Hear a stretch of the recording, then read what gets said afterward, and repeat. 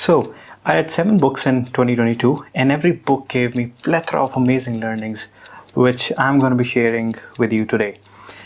Just hold on to the end. I'm pretty sure you're going to be blown away with all the stuff we have today.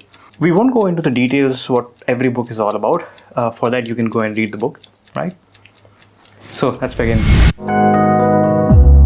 So the first book is Flow by Mihai Csikszentmihalyi. It's an interesting name there. So author has shown this interesting graph between skills versus challenge. The graph shows that for you to enjoy whatever you are doing, you need to have a balance between the challenge on the job and the skills you have. So if the challenge is high but the skills are low, you're gonna feel anxiety. And if the challenge is low but the skills are high, you're gonna feel this boredom. And the actual enjoyment happens right at the boundary of the boredom and the anxiety. Another interesting fact mentioned in the book was the specs of the human processor. So it was very interesting to know that we as humans can process 126 bits of information per second. And we are not very good at multitasking by design because 40 bits are used just to process what the other person is speaking. Another fascinating thing that was mentioned in the book was the paradox of work. So while people are at work, they feel skillful and challenged and therefore more happy and satisfied. But in their free time, they don't have anything to do and therefore they tend to feel sad, dull. But people still want to get away from work. Quite funny. Second book is The Manager's Path by Camille Fournier. I hope I'm pronouncing the name right. Okay, so the first learning or the first takeaway for me is that it is very important to build a network of peers. Like even if you are an introvert, just go talk to people in your team, in adjacent teams, learn what they're doing, show them your code, send them CLs, basically just network. The second learning, promotion, ask for it. So make a plan with your manager. Manager is not there, manager is not against you. They are there to help you level up. The third one, always try to present the solutions or alternatives instead of the problems to your manager. This actually applies to all the levels, maybe like a VP, director, engineering manager, or a mason. Oops, I'm an engineer. Okay, so the third one is this book called Rework by Jason Fried and David H. This book is more for entrepreneurs or someone who's like starting their own business or a startup. The first takeaway is that according to them, learning from mistakes is overrated. We generally hear that like failure teaches you a lot, but here's a fact that is mentioned in the book that already successful entrepreneurs success rate is 34%, but for those whose company failed the first time is just 23%. So another interesting thing that was mentioned in the book was that if you were to give a piece of work to just one person in your company, try to give it to the person who is the busiest person in the company, because they'll try to do that particular job in the most efficient manner. That is where working strictly for 8 hours a day or 40 hours a week comes into the picture. The more strict you are, more well planned you will be. And the last takeaway from this book is that as a company, teach something to the customers or the general public out there. Show them the behind the scenes.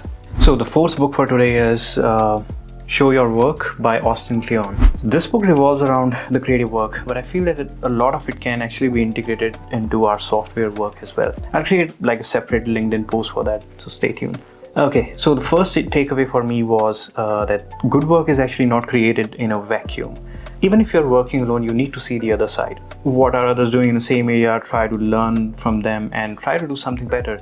And sooner or later, a time will come when others will try to do better than you are doing, and so on and so forth. The second takeaway, which is very obvious from the title of the book, share your work, but don't turn into a human spam. Leverage the social media by sharing whatever you are doing, whatever you're learning, whatever you're working on, but just don't spam people. And the last one, tell good stories. A very classic example which is mentioned in the book is the cat sat on a mat is not a story, but the cat sat on the dog's mat is a story. So the fifth book is Psychology of Money. This book actually explains wealth in the best possible way. So that's what it says. The highest form of wealth is the ability to wake up every morning and say, I can do whatever I want today. So the next takeaway that I had was save just for the sake of it. You don't know what future holds for you. But every bit of saving is like taking a part in the future which might have been owned by someone else and giving it back to yourself.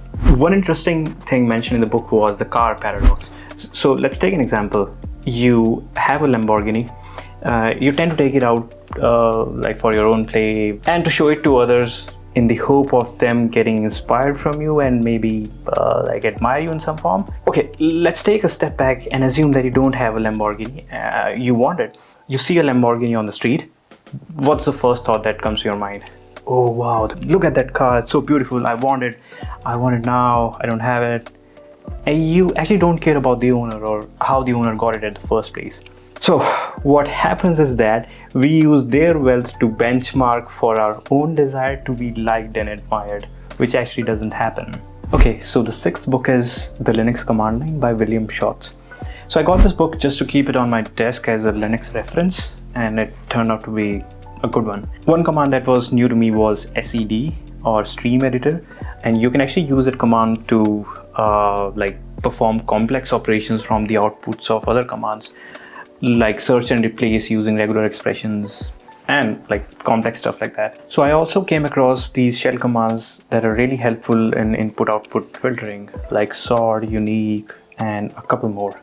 And that's about it actually. All the other commands mentioned in the book were kind of known to me in some form. The last but not the least, Software Engineering at Google by Titus Winters and Hiram Wright. So one interesting thing mentioned in the book is this concept of always be leaving.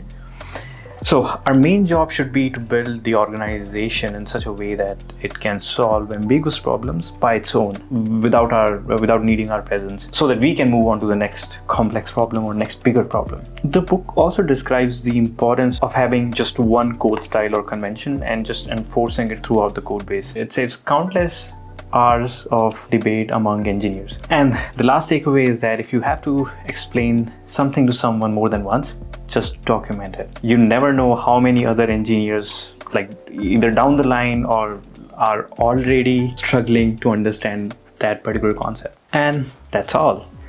So folks, link to all these books are actually in the description below. Just feel free to grab like physical copy or a Kindle edition. And before you go, hit that like button right away. And if you are first time on the channel, consider hitting that subscribe button as well. I usually talk about software engineering, technology, productivity, and stuff I care about. And sometimes I like to share the lifestyle as well. And yeah, that's it. I hope to see you soon in the next one. Bye.